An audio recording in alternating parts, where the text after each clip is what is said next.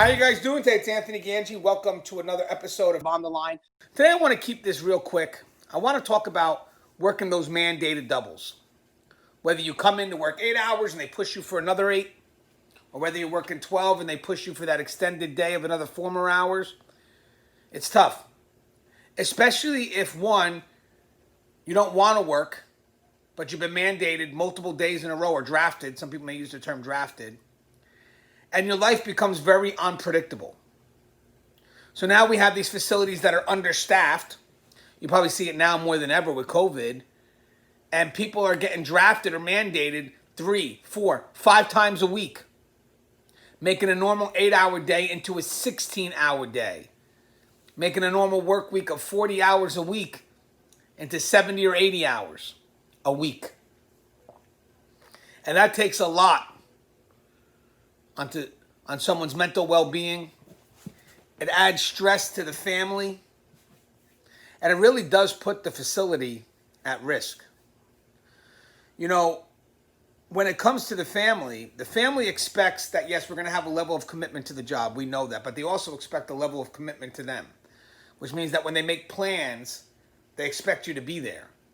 Your kids expect you to be there. But now you're at work. You don't know if you're going to have to stay another 8 or another 4, and those plans become secondary because the job's going to say, hey, you got to stay, and there's really nothing you could do about it. And your family starts to get upset because they think you can. But you did 3 doubles already. Come on, don't tell me you got to do another one. Yeah, I got stuck. Well, can't you say something? No, I can't. And then they get mad at you as if you're able to have done something to get yourself to go home. But they don't realize that if you deny it, if you refuse it, you get written up. You get disciplined. And now when you're trying to work that extra 8 hours or that extra 4 hours, you're not concentrating on work. You're concentrating on what's going to happen once you get home, and you have to go through a whole whirlwind of shit. Because yes, your family understands there's a reasonable amount of overtime that you have to commit yourself to, but what they may not understand is the excessive amount of overtime that you're committing yourself to. And again, that's the fault of the agency, where there's just not enough incentive to invite or maintain people in this job. And the ones that are most devoted, the ones that stay, are the ones that are getting burned out. They're becoming overwhelmed. You know, with your family, you get seen as a person that is inconsistent, makes false promises. You know, I told my daughter I'd be at that birthday today, and then I get hit, and it's like, oh man, how do I explain that I missed out on another event? How do I tell her that Daddy can't make it to this event today? Because this isn't the first event I missed. You know, and the sad thing is that sometimes you may get notified of those extra 8 or those extra 4 at the end of the shift. You think you're ready to go home and everything's good. And all of a sudden, you get hit with another double.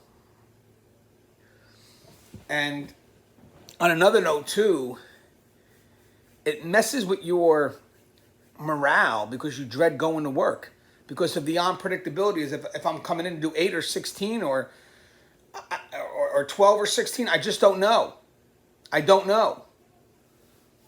I get up every day hoping I can make it out within the reasonable time that I'm scheduled for, which is either 8 or 12.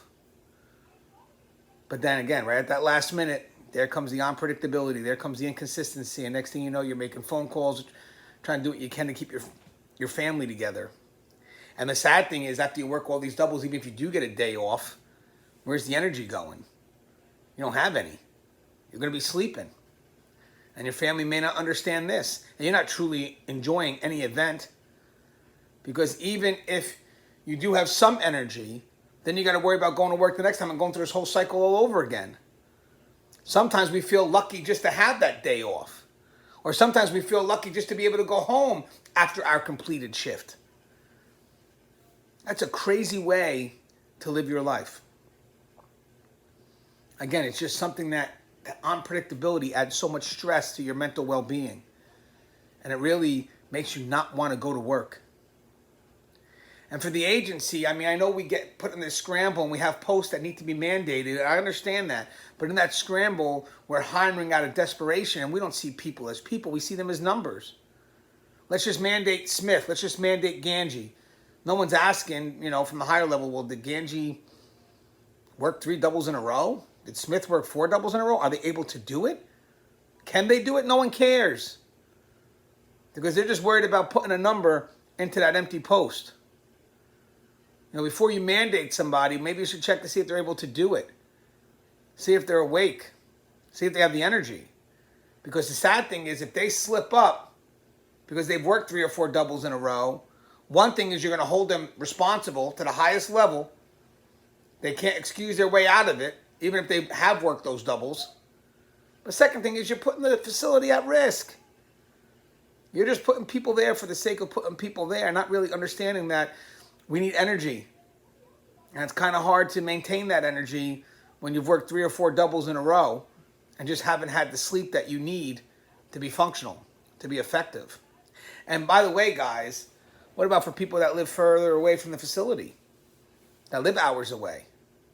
So here I get hit for 16, and I have to drive an hour and a half home, and then an hour and a half back.